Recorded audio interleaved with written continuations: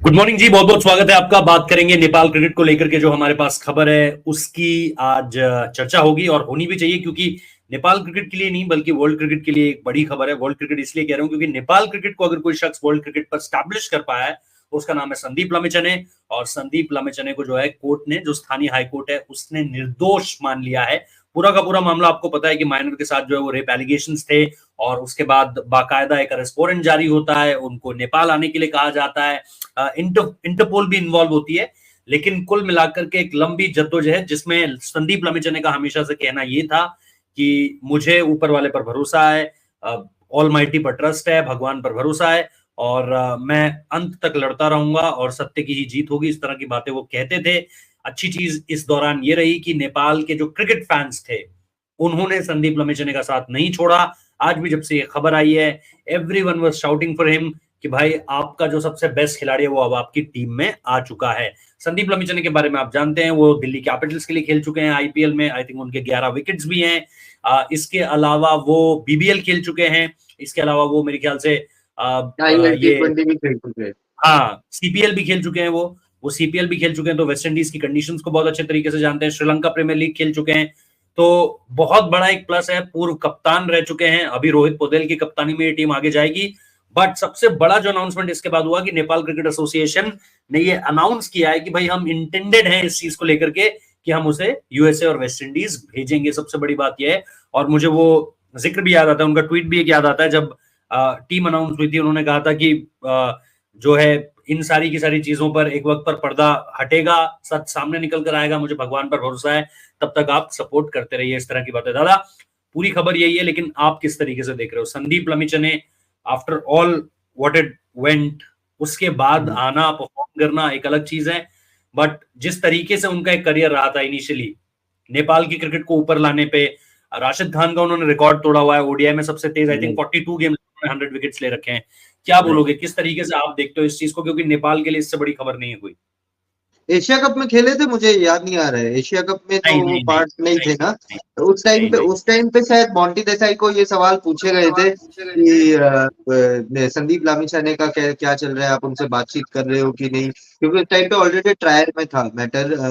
Judgement नहीं आया था उस टाइम पे, ट्रायल में था। और उस टाइम पे रोक के रखा था कि जब ट्रायल का डिसीजन आ जाए, क्योंकि गंभीर एलिगेशन है, जैसे कि आपने बताया, माइनर के अगेंस्ट रेप एलिगेशन थे, तो काफी सेंसिटिव इशू है ये। और उस टाइम पे नेपाल क्रिकेट ने यही डिसाइड किया था कि जब एक बार जजमेंट आ जाए उसके बाद हम लोग आगे का प्लान फॉरवर्ड लेंगे। बट जिस हिसाब से उस टाइम पे मोंटी देसाई ने भी बात की थी कि यार चलो, we are trying to support him, we don't know what the full story. वो उन्होंने लॉ पे छोड़ दिया था, बट लॉ ने जो पहला जो डिसीजन दिया था उसको फिर ओवरटर्न कर दिया गया, जैसे जो आपने खबर बताई। अब उनको एक्विट कर दिया गया है इसमें, और अब जो चार्जेस है उससे उनसे बरी कर दिया गया है।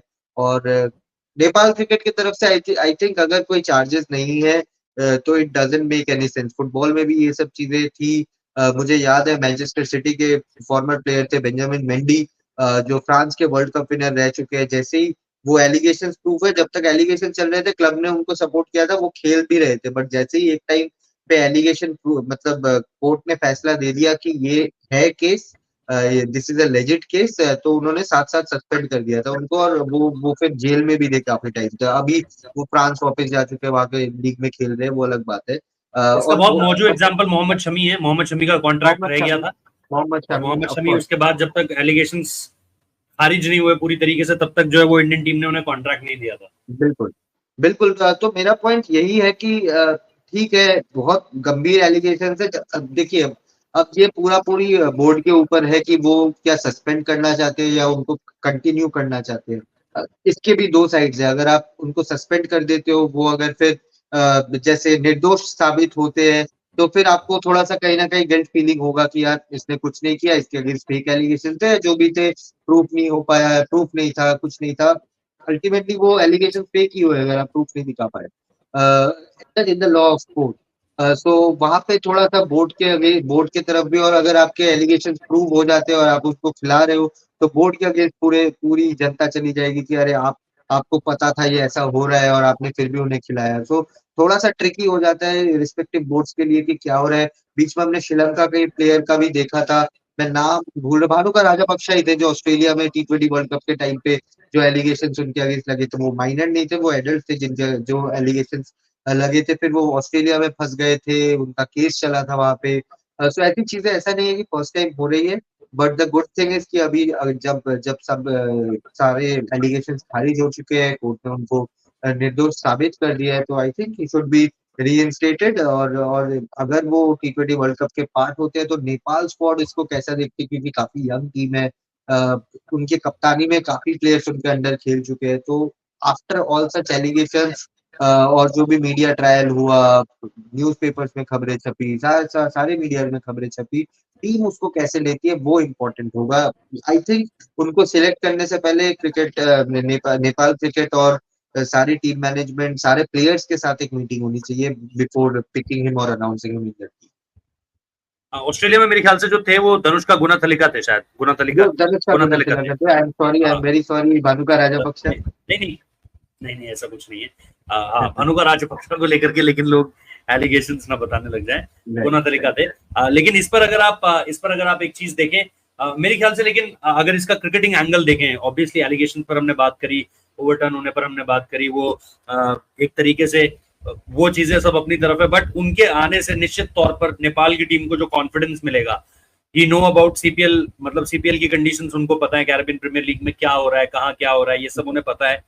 तो ऐसे में मुझे लगता है इट्स अ बिग प्लस कि आप न सिर्फ उन्हें आते हुए देख रहे हैं, बल्कि उनके एक्सपीरियंस को भी आप यूज कर पा रहे हैं, जो उन कंडीशंस में खेला हुआ खिलाड़ी है। और जिस तरीके से हमें दिखा है इंडियन टीम का कि भाई आप आप स्पिन हैवी अटैक लेकर जा रहे हो, तो वो चीज कहीं ना कहीं संदीप लमिचने के आने के बाद the kind of bowler he is, वो चीज मुझे लगता है जरूर इम्पैक्ट करेगी नेपाल क्रिकेट के लिए।